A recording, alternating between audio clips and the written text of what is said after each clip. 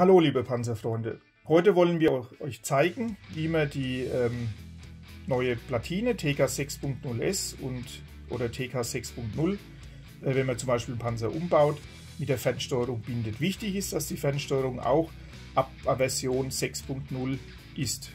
Ja, da ist aber auch wichtig, weil die Vorgängerfernsteuerung sieht absolut identisch aus. Von außen silber-schwarz, ja, das genau. Stimmt, ja. Ist aber von den Innereien anders.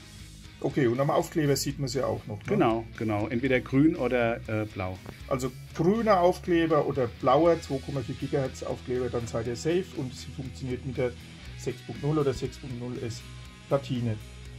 So, wenn ihr jetzt binden möchtet, Stromversorgung, alles steht, Panzer ist ausgeschaltet, drückt ihr hier die Starttaste der Fernsteuerung und schaltet sie ein. Und haltet die Starttaste gedrückt. Und jetzt geht ihr zum Ein- und Ausschalten des Panzers und schaltet den Panzer ein.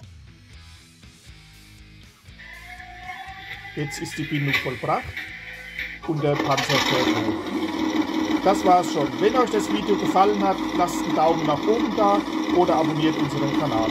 Bis bald!